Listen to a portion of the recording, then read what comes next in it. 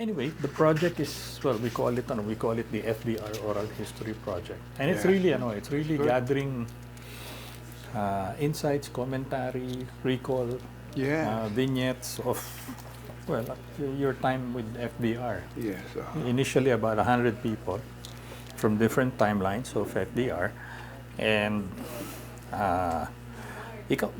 where do you come in? You come in before the Well, campaign? it's like this. How did you get to know each other?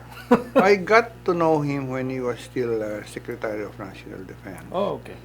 And I actually was introduced by Boy Saicon. All right.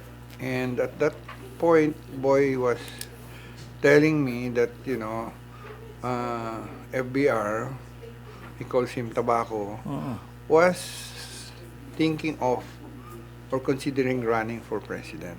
And that was, if I recall it right, that was a few months after the December 89 coup. So maybe about mid-1990. Okay. And I knew Boy because he asked me to do a proposal for the takeover of sugar mill in Mindanao, in Davao, that of Landing Almendras. Yeah. And I don't know what his connection with the FBR at the time. So I mean, John, maybe he liked how I handled that project. And he said, John, why don't you join a small group that will be helping out FBR? I said, Boy, I know nothing about politics. Please excuse me from that. Oh. So I refused for some time. And then one time he said, okay, why don't you join me? You're free for lunch. I didn't know it was FBR I was going to meet already. Oh. And it was, if I recall it right, Joe Almonte was there. And some generals like General Charlie Tanyega. And saling-pusa lang ako actually because I was a young man at 40. Okay. So, I didn't know politics, of course. And I said, let's see. And, we had several meetings, just planning and, shooting the breeze, actually. Nothing definite. Okay. And we had, I distinctly recall, General Jake Carbonell from Bicol, in one of our meetings, asked FBR, why do you want to run for president? When the group of JPE and Hunasan offered that you be the chairman of the military junta if the coup were successful. In fact, you were against the coup. If 86 were... Yes. Yeah. And no, the coup during Cory's time already, which was up to 1989. That was the coup that almost succeeded. Okay. And his reply was something I cannot forget. Jake, do you want to make a banana republic out of our country? Starting a revolution is as easy as squeezing the trigger of a gun. But once the bullet gets out of the muzzle of the gun, you are no longer in control. That's what he said. Yes, maybe there's risk of losing the elections, but no leader can last without the mandate of the people. Let's get that mandate, even at the risk of losing. After he said that, he's my man. I really believe in the guy. That made you... That made you believe made in him? me a believer. Talaga. Yes. You remember what time, when that was? We were, 90s camp? we were in the camp, in Aguinaldo. All right. So we always have these meetings doon sa, itong SOG yata ang tawag nila, Special Operations Group. Yeah. I think that was the time. Talaga. Yeah. I distinctly remember that. And after that, I go, all out ako dito kako. This is a great guy. So the initial association was through Mr. Saicon. Boy Secon, Boy and then I got to Secon. know, of course, we got to be very close to Oh. Joe Almonte, and then the group included Tony Carpio, Teddy Boy Benigno, and some general, Charlie Tanyega, General Rene Cruz, Boy Secon, of course, was there, Ray Hidalgo, myself, and some other guys. Ano in particular? Alin yung grupo ninyo? Kasi Alam mo, ang sabi kasi halo-halo. ni, Kasi may Alabang, ni may Wednesday. FVR, ang theory niya is the concept of oil spots, sabi niya gano'n. Okay. So we'll have oil spots here, we'll have oil spots there, ibang sector. Eventually, if there are so many of them, they will connect. But I was with the group of Joe Almonte. I remember now, kasama namin si Tony Abaya. Oh, okay. And that group, I think that was the core group. Because when we lost the LDP, that was the group he talked to.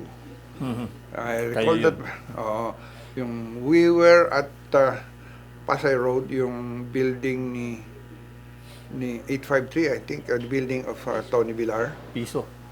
No. Piso ba yun? Yeah, the Yeah. Piso building. We were there.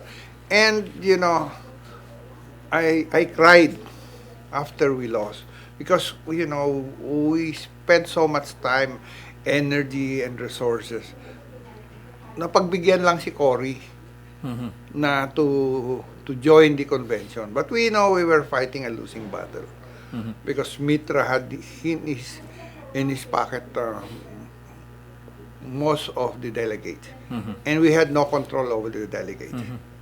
So when we lost, he gathered us in a small room. Okay. Yung meeting room. I think there were no more than, I don't recall, 12 or 15 of us. But most of the people I mentioned were there, and Joe Almonte. And he said, "Oh, what do you think, guys? Monching," meaning Mitra, is offering that I'll be his vice president. And I distinctly recall Joe Almonte saying, "Akong vice president lang, huwag ka nang tumakbo. Pang-presidente ka, you're not for vice president." Talaga. And then, but we don't have a party anymore.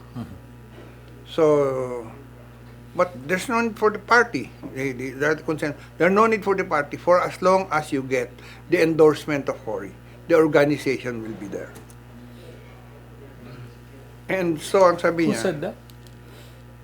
one of those, the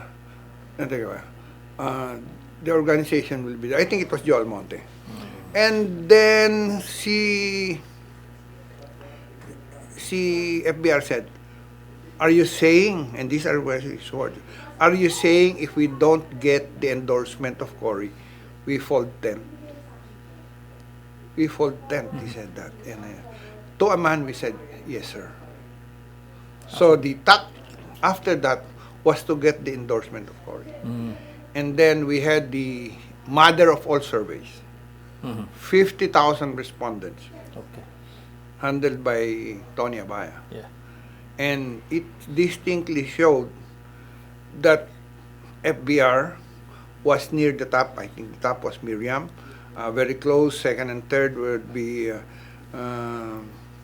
Danding and the FVR. And then way down was Monching Mitra. Oh.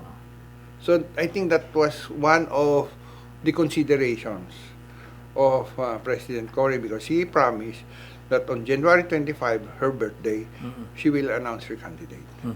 And true enough, the candidate was FVR. So you had a few weeks to muster, I suppose, the groundswell for Cory to eventually. Well, there were support. many people actually talking to Cory. It's not just one group. Yes. You know, I think that there were so many who convinced Cory, because for one, she needs a candidate, of course, who has the chances of winning. Second, FVR really was so loyal to Cory. And if in one of the schools, he did not support Cory, then we would have a different history. Would have been different Yeah, altogether. definitely. But how large was that? I mean, as far as I can see, late 1990, no? May ano na talaga, may coalition na. I mean, how colorful was that? No, you mean late 89, 80s you mean, not 90s, because, he was exiting already in late Ay, right, 90s. I'm sorry, 91. No? Nung Yes, natalo siya sa convention. Natalo kami sa convention in 1991, I think. 91. Yeah. So that was around October, I suppose. But the announcement was made by Cory in January 92. 25 of 1992. Because a few weeks later, start na nung campaign. Yes, and suddenly, we were so happy there in that place. I think that's right, the Piso building owned by Tony Villar. And then there were celebrations, and then people we seldom see or we never saw in the campaign suddenly showed up. And and then it metamorphosed from there. But initially, when we had the Lakas Tao, initially it was Lakas Tao, ang kantyaw nila, you can fit in a Volkswagen. Lakas talo yung mga yan. Di ba? And then, we Lakas coalesced with the party of Raul Manglapos in UCD. So it became Lakas in UCD, and later, we included the Muslims, so it became Lakas MUDP something. UMDP, United UMDP, Muslim Democrats. Yes. So lumalaki na lumalaki. Lumaki ng lumaki, and then, very well, nung makita ng mga tao na the trajectory was really good, so many already joined the bandwagon. How did you manage this new entrants keeping true to the vision? That was the challenge, because very well that even if there is an agreement or coalition at the national level, the local level is entirely different. And after the elections, I told FVR, sir, you won not because of us, but in spite of us. Because we're all novatos. We didn't know anything about politics. What was your professional inclination? No involvement in politics before that? None whatsoever. I'm a banker. I'm a CPA. I graduated from the Asian Institute of Management for my MBA. But I never knew I'm going to get involved in politics. Was that even something that you considered? No, not in my wildest dreams. Okay. No. But sometimes fate puts you in a path that you don't know where it will lead to. And I think it's God's hand. Okay. That led you to I may be going ahead. What were your preconceived, I suppose, si FVR ganito. Ano yung preconceived notions mo? Ano yung pagkakakilala mo sa kanya? I didn't really know him as a person. Personally, no. Until I got involved in the campaign, or prior to the campaign. But we had so much respect for him, me and my family, because in the 1986 EDSA revolution, I brought my small kids there. We were there when the chopper of Sotelo went to Krami. Yes. and they were waving the. At that time, there was bougainville plants at the middle. We slept there, and on the, I think it was the last day, we were with a group of priests and nuns and religious people. We were gassed at Libis. Wow. So that I said okay, but I didn't really know him, and I think the turning point was when General Carbonell really asked that question. And when you heard the The reply, the reply Oh, of then I said, oh, this is a great person. okay. Okay. And the first time that you actually exchanged words, do you still remember that? No, no, no, no. I don't really have that kind of recall anymore. All right. But it's a small group, so we You would exchange views. But most of the time, I was just quiet and just writing down, very observant, this and this and this and this, so that we don't keep on repeating what we discussed in the previous meeting. So. But tell me about what were your insights then of the man at that time? You know, when he was just He was about in to launch. yes.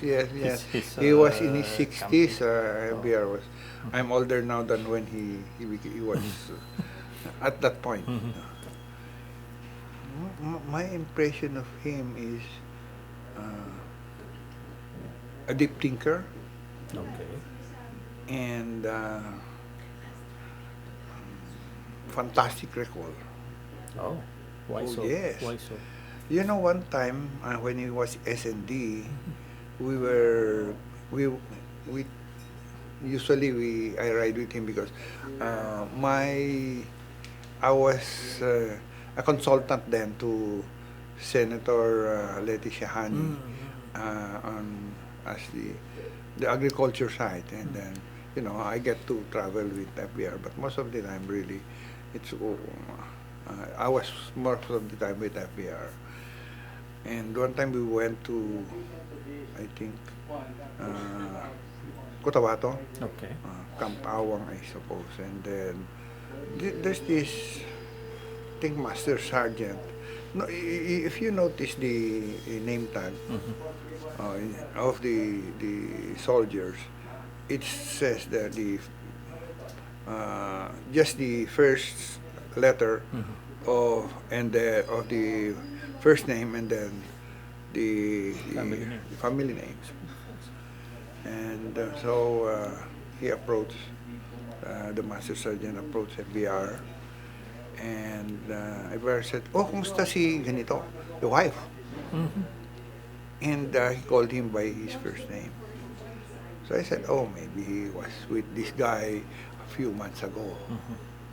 So I asked the aide, I think si General Rebong. Okay. He was the senior military. Kailan ba nakasama ni boss yan? Oh, kasama niya yan sa Tanay when he was like captain. Ang tagal na. Oh my God! Ganon! Ganyan siya. Naalala niya lahat. That's how his memory works. He never forgets. Galing talaga. One time to pa, nagkaroon kami ng, that was I think December of 1991. Okay. And ito yung small group niya. He called all of us to have pre-Christmas dinner at his house in Alabang. And of course, I don't always bring my wife to yung mga ganyan political activities. So that was the first time FBR met my wife, Lenny. And for the rest too. But yung iba, kakilala naman yan. Like the wife of Charlie Tanyega, kakilala niya. The wife of Rene Cruz, kakilala niya. But not all.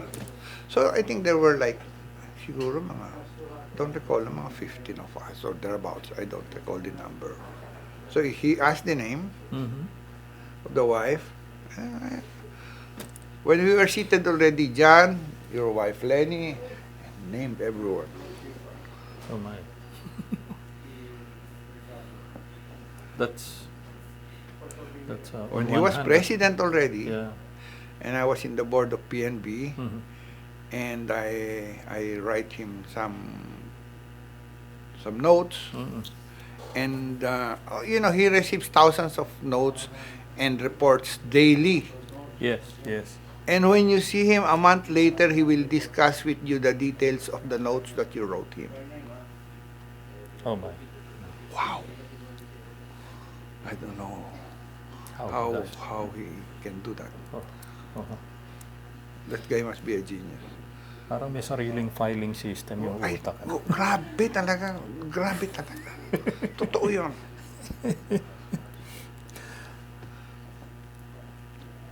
You got involved already into, well, the campaign.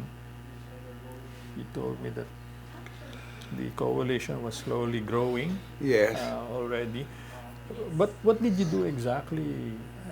I mean, In the campaign? yeah, yeah. You know, we were all over or whatever they asked us to do, but most of the time I was focused on prepping him before he goes to a certain area. Like, we prepare briefing papers for him. What are the issues in this particular area? Who are the political kingpins? What you should not say, what you should say, etc., etc. So that kind of preparation. Mhm. Parang ikaw yung nagba-back office. Yes, Or kumbaga sa kwan. backstaff. Oh, yun, parang sometimes I go out too, no. So, parang ako yung de facto PMS doon, parang gano'n. Okay. Talaga. You knew that he had a very, di ba, an impressive memory. Yeah, very much. Okay. So, was that a challenge? I mean, you preparing those briefing Well, notes. ang tingin ko alam niya eh. It's more of, making sure that because may mga kuminsan baka lang hindi niya like, this politician kailangan yung asawa niyang kausap mo kasi handpick itong politician na to. Mga ganon, mga information like that. Ito yung mga leaders niya who can influence this particular guy, etc., etc. Mga ganon. So was that also an influencing? Was that also a factor that influenced the kind of diligence you had to put I into? think, well, it's a mixture of everything. Okay. I think he won because it was divine providence. He won not because of a single factor or single sector. He won because of confluence of events. Let me tell you why. If Imelda did not run, Danding would have won. Because the battle cry of Imelda was anybody but Danding. Because Imelda was pissed off because the feeling is Danding ran away with the wealth of the Marcos. If FVR won the LDP, Monching Mitra would not have run, and he would have supported Danding. So Danding would have won. So all of this, it comes into play, meaning to say, it's God's hand really. Nobody can, kami yung nagpanalo kay. That's baloney. He didn't quite rely on the traditional support networks, like tulad nun, yung party machinery, wala naman talaga Wala siyang, diba? wala kaming. Oh. In fact, So who did you rely on? Who did you touch base with? maraming nag-sprout na na mga support groups. Meron yung farm, meron yung warm, meron yung for, etc. Plus sprinkling of local politicians. The president in Bicol, for example, the only elected local government official who supported us was J.C. Robredo. He was then mayor of Naga. Siya lang ang tumayo doon. Of course, Chumunik mga Imperial, the father of si Maricor, yeah, was there helping us out. But mga ganon, like saka ako naman sa Mindanao, it was a lot easier. In fact, Mindanao made him win. The margin of victory was about 875,000. I recall that very well. And the margin of victory in Mindanao is almost equal. Mindanao made him win. But why do you say Mindanao was easy? Why do Well, you we say had you know, and maybe I should correct myself. Easier. easier? It was difficult still, but easier compared to the other parts of the country. Of course, Pangasinan was his. No, hometown. And Pangasinan province. represents like 60% of Region 1. So, kasi he was very close to the Muslims. He won in a big way in the Muslim area. First off, because I don't think the Muslim like women leaders. They like the macho ones.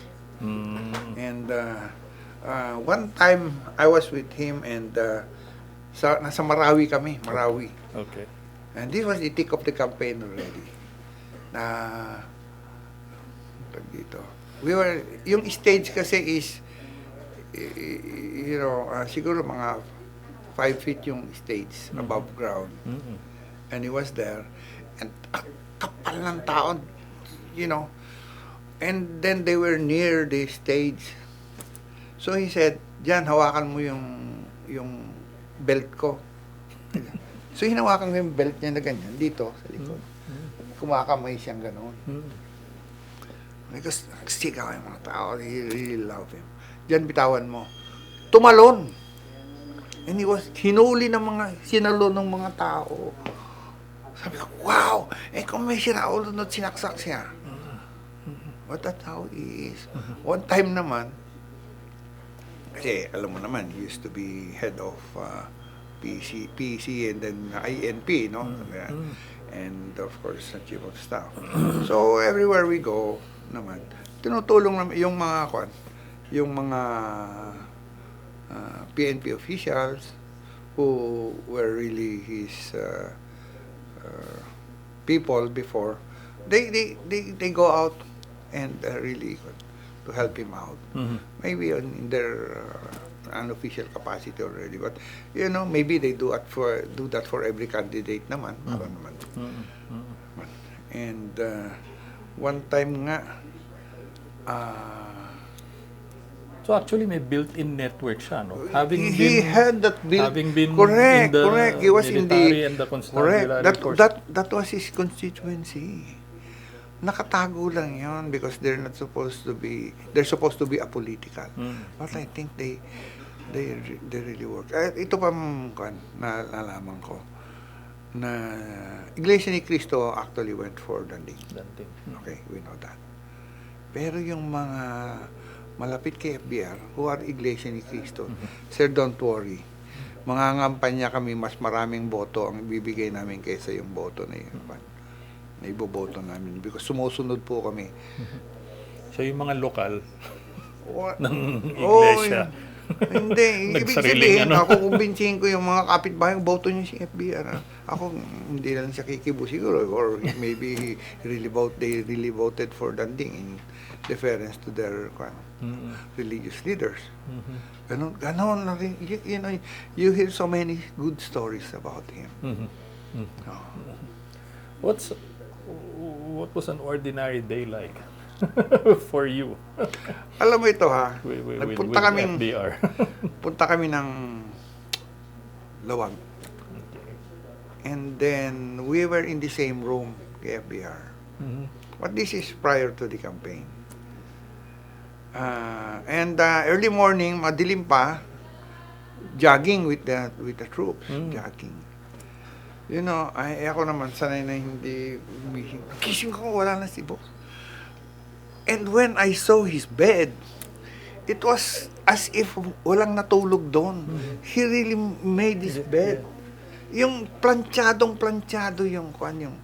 Sabi ko, nahiya ako, ginanong ko na rin. Pero siyempre magulo. And then nagbihis na rin ako, sumama sa kwan. Jogging sila. Ako naman, kung ano lang yung kaya ko. And then we had pandesal breakfast, etc. So mga ganun. Yung mga ganun yung mga, wow. He sleeps late and wakes up early. He sleeps late. Like, tutulog yan, mga alas 12 na siguro, alauna. Alas 4, alas 5, gising na yan. Gising na talaga. And, you know, that kind of regimen spilled over even into his presidency. Grabe, kasipag yan. Sabi nga, hindi niya kailangan ng bulletproof sa sasakyan daw niya. Kasi yung ganyang kakapal yung dala-dala niya mga dokumento doon sa presidential car. Grabe talaga. Don't forget, pag naglagay na doon ng NLT and there's a date there, you better make sure you meet the deadline. NLT, of course, you know what it means. No later than. Complete staff work. If not, babato niya yun. Nabatuhan na ako. Yes, but I will not tell you anymore why, because it's not my fault. Pero sige. Kwento ko na lang sa'yo later. Some other. But yeah, CSW complete staff work was something he brought with him from the military into the I think into so. the Yes. presidency. Oh. Tsaka si Balong ang talaga nag set up nung monitoring system doon. Monitoring control system of all documents. So if it gets there, you better make sure na meron ka barcode. Pag ginanon yung barcode, lalabas lahat yung dokumento. Paperless sila. At malalaman kung kanino na dumaan. Correct. Diba? Yes, ang galing talaga. And until now, I hope they're still using it. Because that's a very good system. Medyo,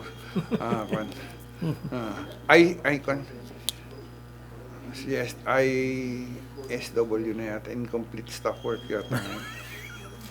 ISW. Uh-oh. Tell me some other highs and lows. When was the highest point? I suppose. Highest point is when he won. When he won. The lowest point is when we lost the LDP. What was he like then?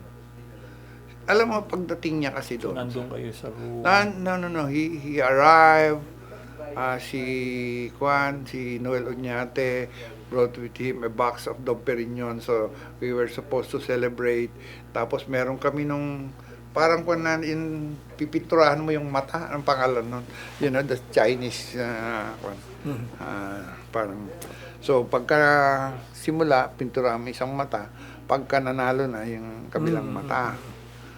And when he arrived, we knew already that we lost the LDP. And sabi niya, parang kayong namatayin dito. Cheer up! This is not the end of the fight.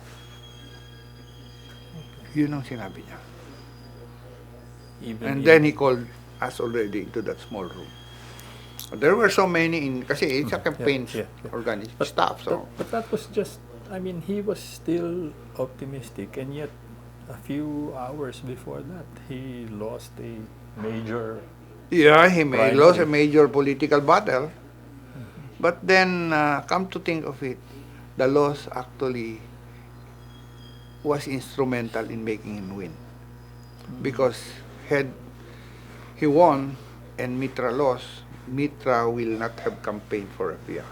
He would have gone for Danding. And the organization of Mitra was formidable. And it could have gone to Danding. So, everything fell into place. Yes, to make him win. God's will.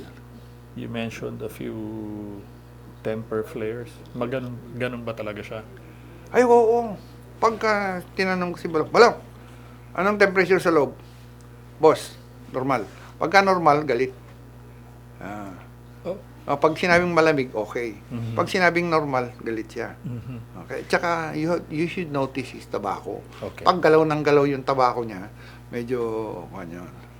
Pero, Nanggigigil. ang gusto ko sa kanya, kasi, hindi siya nagtatanim. Halimbawa, nagkamali ka, Okay. he tells you, he berates you, sasabunin ka nga, sabi nga nila. After that, you don't talk about that again. Mhm. Tapos na yun. Huwag mo lang uulitin. Of course. Otherwise. Well, ito kwento ni Secretary Bello. Sila ni Ambassador Howard D. They were the negotiators with the CPP and PANDF. And I don't recall now what the issue was, but they were recalled from Norway. And they went straight to see the president, and sabi nga ni Howard D. daw, when FVR, I think, went to the restroom, Bebot, magre-resign na ako. Kasi I think the president has lost his trust in us. Grabe yung sabon daw. And, since the president had so many visitors, ang dami nang nabinbin ng mga bisita doon. They talked for, I think, a long time, maybe an hour or so. All right. So when he got out, came back again, inakbayan niya yung dalawa. Paglabas natin, nakangiti kayo, ha? Wow! Sabi daw ni Howard, Bebot, hindi ako magre-resign. That's the kind of guy he is. There's a reason for him to flare up. Hindi naman unreasonable. Bigla na lang katulad nung for no reason eh. Hindi. I think, and I suppose that's part of his management style.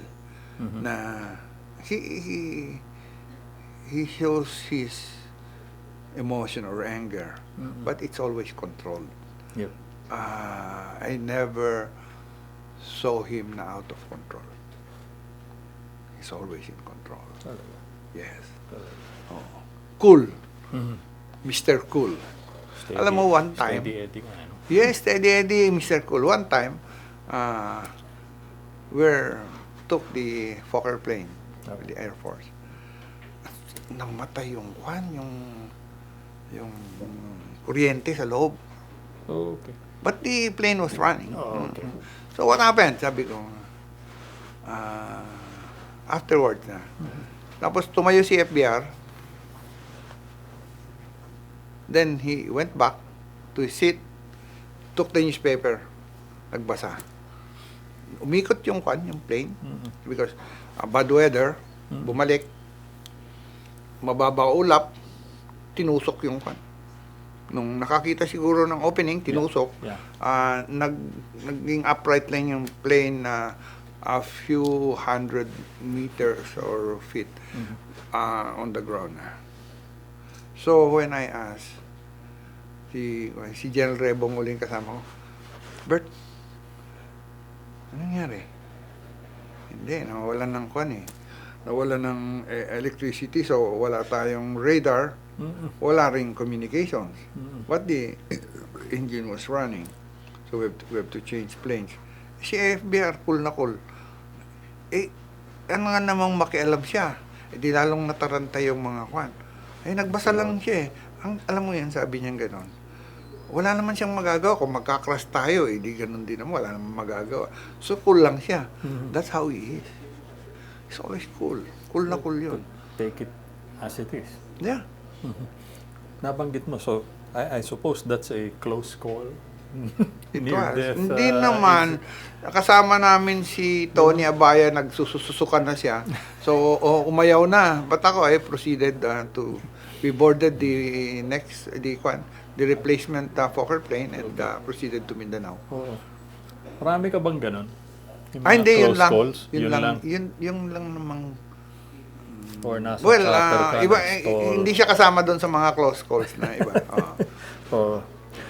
Tell me about, I mean, people say that there was a transformation that happened in the course of the campaign. And I'd like to ask you how you saw it happen. No?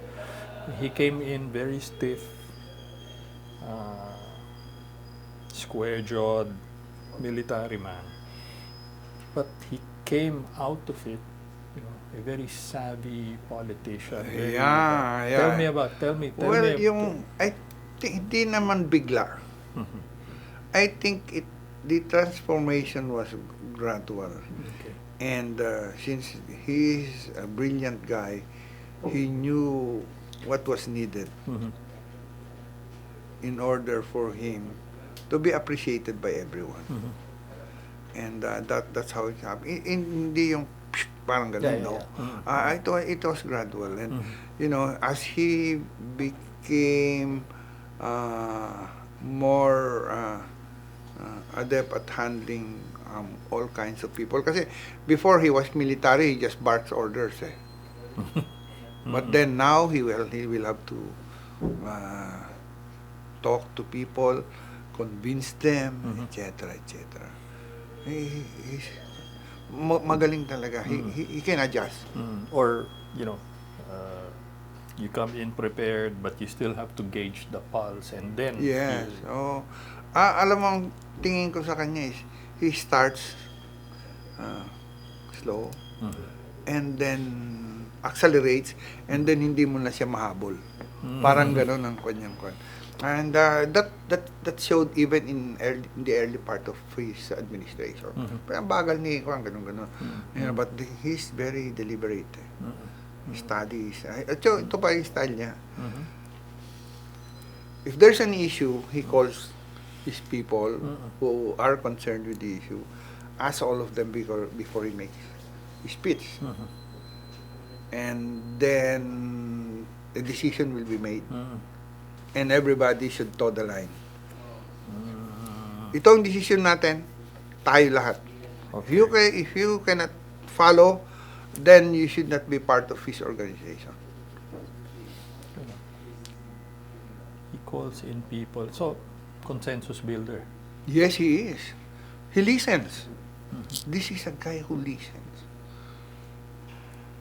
But that's parang contrary to a military, di ba? Kasi Issue ka lang ng- nag-metamorphose siya into a savvy statesman, politician. Oo. Became personable Yeah. and closer, How did...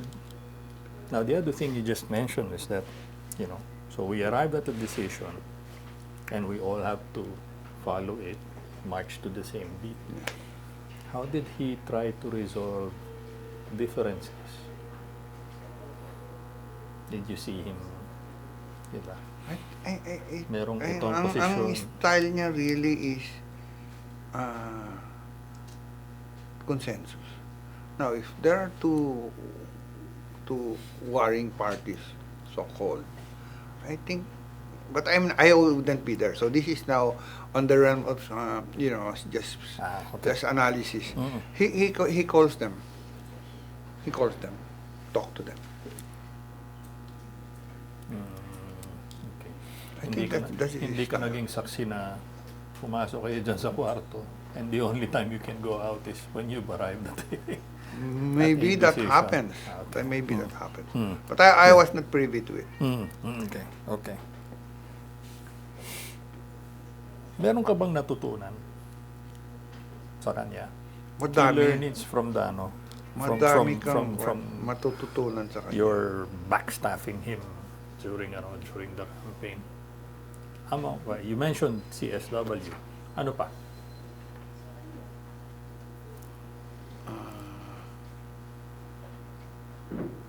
Minsan sinasadya niya siguro na there's some mystery about him. Okay. Na hindi naman lahat dapat ganon. And then he just surprises you with what he does.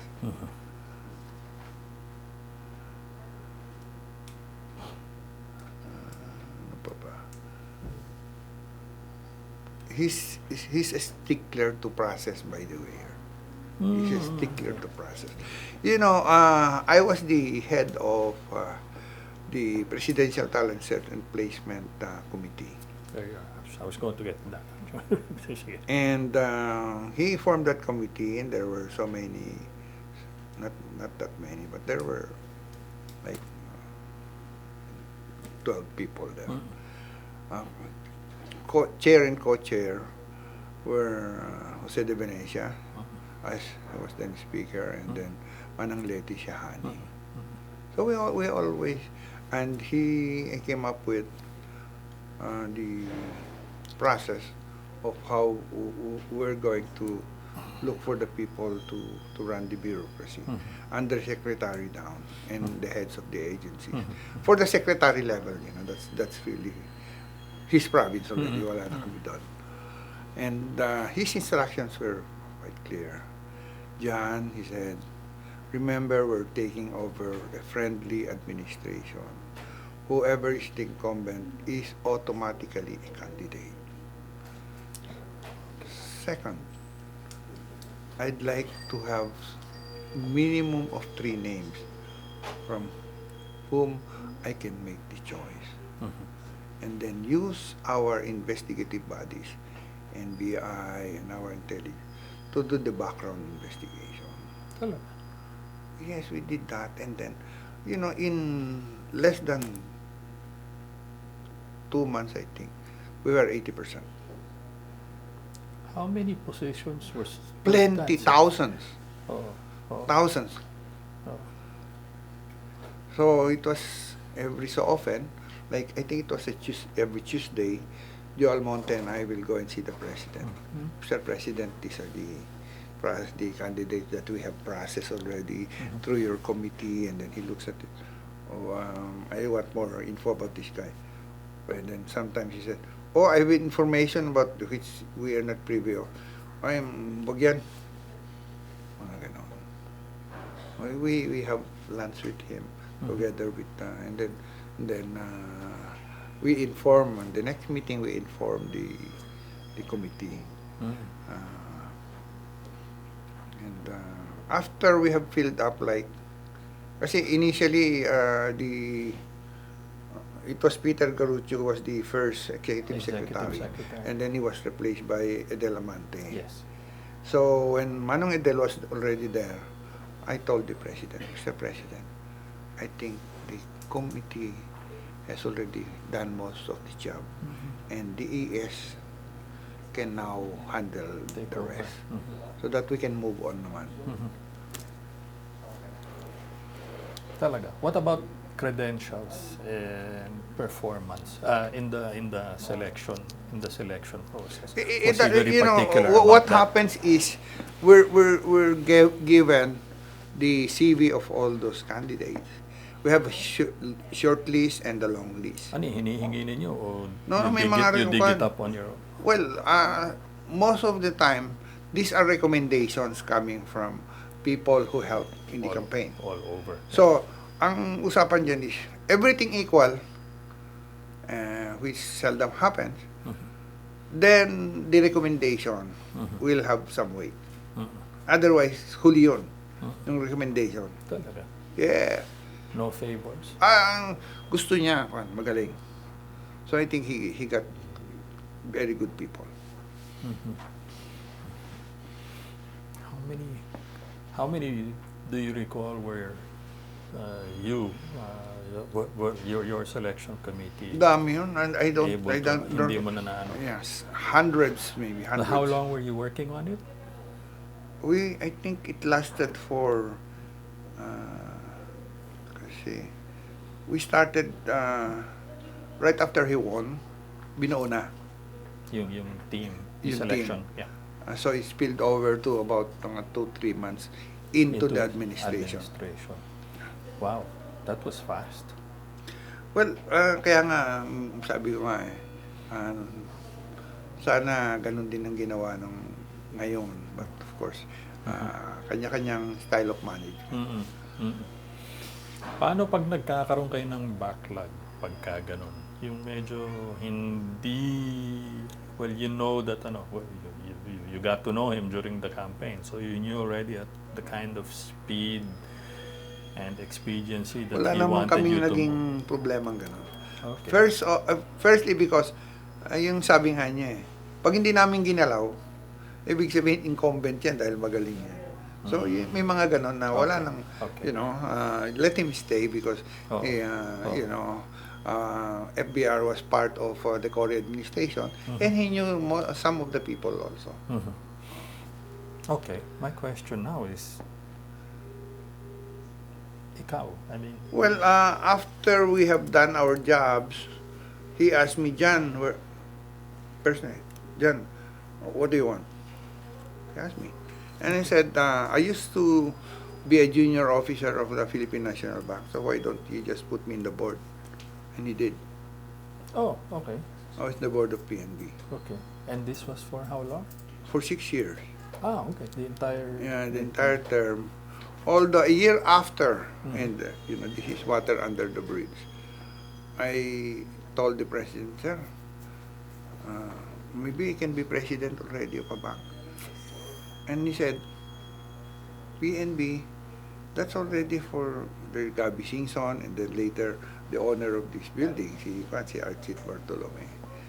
Sabi niya, hindi pwede yan. So, no, I'm talking about land bank. He said, yes. So, tatanggalin na talaga sana si Jesly Lapus. Chesley, yeah. And then Tony Carpio got wind of it. He talked me out of it. Oh. Sabi niya, John, you're having so much fun just playing golf and then attending board meetings here and abroad. Mhm. And you have so many directorship. Why do you want to work for? And then for lesser pay. Mhm. Pinagbigyan ko na lang si Tony, but actually I wanted to be president of Land Bank. But you stayed on. With Sa the PNB, yes, PNB I board. did. Ano yung mandate mo sa kanya? What was the mandate of... Ang sa kanya kasi there's no direct mandate as if, I want you to be my eyes and ears. Automatic yun eh. That Implied. we should be his watchdog. Na, we make sure that the bank is well run, etc., etc. He doesn't give specifics. Public pa noon ng ano, di ba? We were the ones who already made it con. Kami nag-privatize. Oh, okay. Okay. And you started that when, and when was it completed? I think mga 1996 na yung kwan. Yeah. But I was still there. We were still there. Mm. So yun yung transition na Yeah. si Lucitan ang nakakabili. But this was really all part also of his broader Yes, vision. it He is wanted part to of. open up the Yes, banking. and that's true. He opened up the telecom. He opened up the airways. Mm. And so because that was Transportation. really his plan. And then of course the big problem of energy. So Electricity. electricity, so mga ganon. I think his idea is to open it up, Mhm. the economy, so that we have a more robust competition. Liberalized.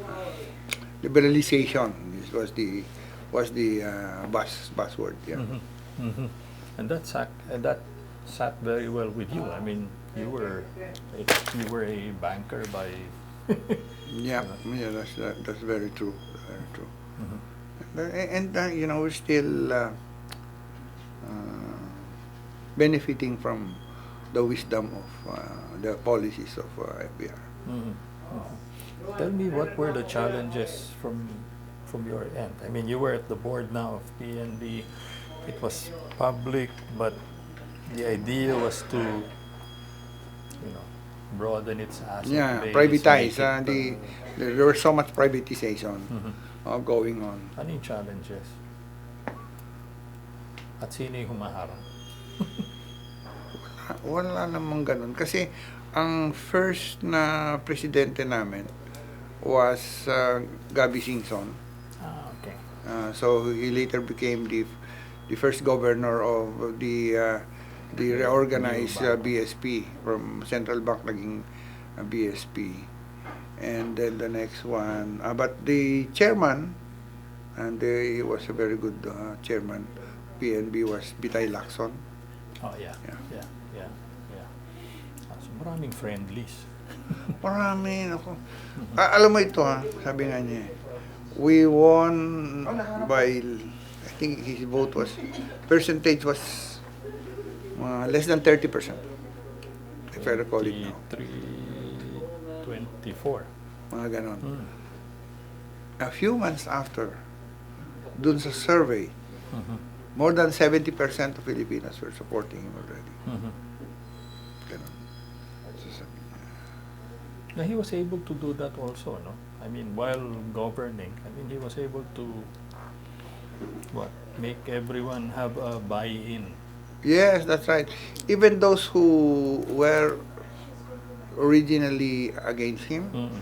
eventually wanted to be with him. Like, itong si, one of the congressmen, sabi niya, it was not for him. Mm. But when he went to see him, and, oh, okay yan, that's a good project. I will support that. Wow, sabi niya gano'n. Galing nito. He became a disciple. Walang vendetta. Hindi siya gano'n eh. Mm. Hindi, that's not his character. Mhm. Mhm. Let me just get back to your function at the selection committee. Kailangan ba may buy-in sila doon What do you mean sa buy-in? program of government and vision ni FVR? Tulad nun, liberalization, we will have to, diba? We will have to Hindi break. siguro, well, in a way, yes. But then there was no formal indoctrination, if you want to call it that. Wala namang gano'n. And ang sabi niya sa akin noon is, John, you be very careful about the recommendations because people will pay millions just for their names to be included in the list. And I said, you don't have to worry about it, Mr. President. In fact, when there was a time that Ernie Maceda, then Senator, delivered a privileged speech and called the members of the board of PNB, like, there's a barber, there's a fisherman, there's this a baker, etc., etc. So I wrote a note to the president, Mr. President, when we were campaigning, we never talked about a position. If my position as director of PNB is a problem to you, please consider me resign. And he called me and said, no, John, this is a better board. Whatever we do, the political opposition will always find fault. But of course, I thought I was more than well prepared for the position because I've been a banker for so many years. I am a CPA and finished my master's at AIM as a scholar. So I think I was more than prepared for that. But that's politics. But he had your back. He did, yes, and I appreciated that very much.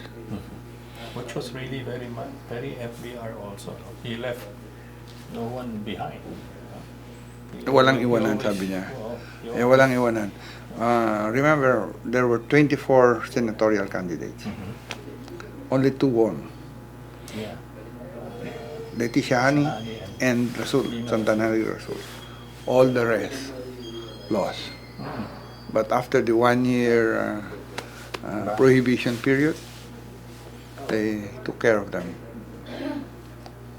That's the kind of guy he is.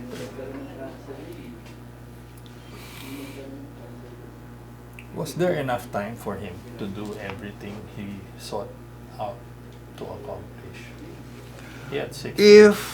Ganito kasi, In 1996, we were one in thinking that maybe if he had another term, um, he could continue with his program because that at that point we were called the new tiger Yes. economy of Asia already, Mhm. and but then the crisis of financial crisis, Asian financial crisis of 1997 hit us. It was triggered by Thailand, Yes. and so when that hit us, the momentum, I think, for a charter change that would have allowed him to continue was derailed. There was this People's Initiative initiative, and but Pirma. and Pirma, but then Cory and Cardinal Sin were against it. So it never happened. Kaya yung as early 19, the best is yet to come. You remember that? Because pinag-uusapan na yun. I think the history of the Philippines would have been different. Talaga. Did you support that? Yeah, I did. You did? Yes. The Pirma? Yeah. People's Initiative? Talaga? Yeah. Pero Kasi sayang. believe kami. Sayang. Sayang. Kaya yun ang problema dun eh. I think we should go back to 4-4 Para, with re-election. with ano. So may option for a For- second term. Yeah. 6 years is too long for a stupid president and too short for a good one. Okay. And I'm not referring to the previous one. Okay. Did you stay on after his administration? Hindi na. Oh, After his administration 98. in 1998, Oh, nag-graduate ka na rin. negosyo ako. Private. We owned the school Mm. in Muntinlupa, and we were running it together with my wife. And then I was called back to help in the elections of 2001 when Gloria was already the president. So I helped, and then after that, Sani Alvarez asked me to join him at DNR. Okay. But you've still been meeting up with FVR. Oh, every so often, every occasion that because he just he loves to see his boys. Yes. And you certainly were part of Yeah. Well, I'm honored to be part of it. So, ano yung mga kwentuhan pagka ganun? Iba-iba eh. Iba-iba. The last time na medyo konting seryoso was when Digong was a few months into his administration. Alright. And then I came from Davao, brought some pomelos, and then I told him, I was wearing yung kasi dalawang kasing t-shirt ni noon eh. Yung kay Digong ganon. Yung Digong na FBR ganon. So I was wearing that. Sabi ko, sir, wala yan. Sabi niya, tignan mo yung likod ko, Team Philippines. Sabi niya, Digong may yet be our best president ever, but we have to support him because this is just one ship. We're in, everybody is there, and he is the captain of the ship. Sabi niya gano'n. Let's not plug holes.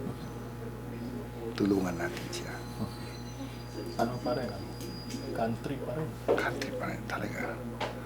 But siguro, afterward, nakikita niya yung mga deficiencies, and he was very vocal, criticizing the president, even in his writing. So, I hope the president listens because the FBR means well. I skipped I skipped an assessment because anyway you were already in the PNB board. Your professional training was as a banker, and what was our before and after the banking system. When FVR came in, Si then Kwan what was kasi, it like after the him? the central bank at that point was in the red for billions and billions.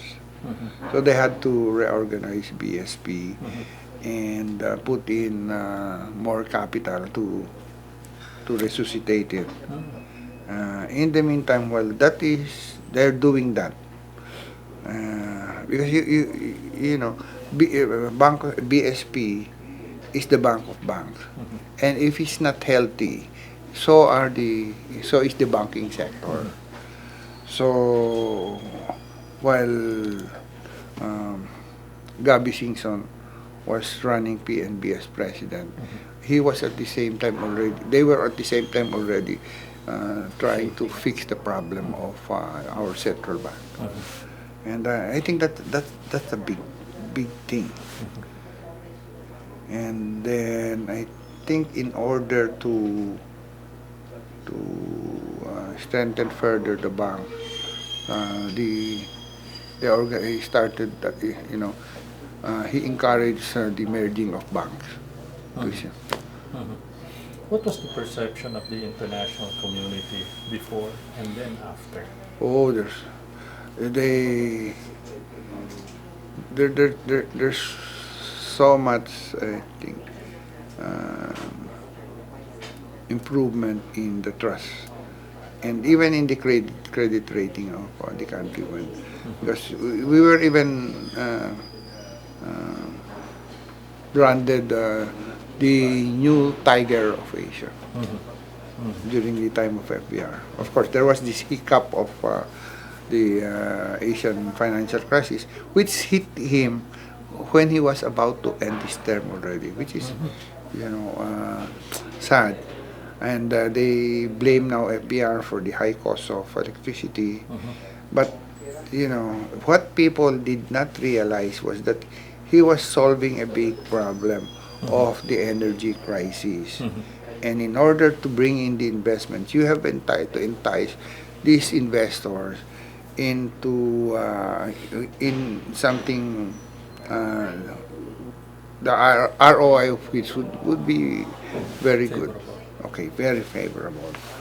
And the projection for the power requirements is based on the GDP growth. Mhm.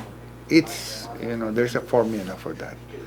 But when the GDP growth became flat, Mhm. and we are committed already to buy Yeah. whatever they produce, Mhm.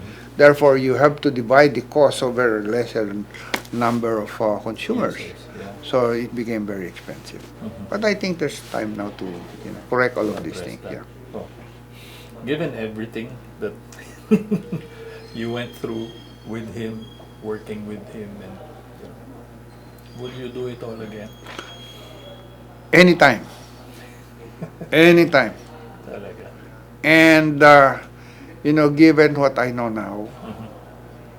it should have been earlier because my uh, as I told you earlier, Mhm. I became a disciple, a believer when he answered the question of General Carbonell. Mhm. Mhm. So is that your FDR moment? It is Sino ba yun your most memorable? yung turnaround, oh, this, yung it's yung boom, Mhm. it's that moment. Wow, this is the guy. When when you saw the light, Yeah, I did. like Saulo Yeah. on the road. Oh, I did. What is the song? What do you think is FDR's greatest legacy as president? And I normally end the interview with that question.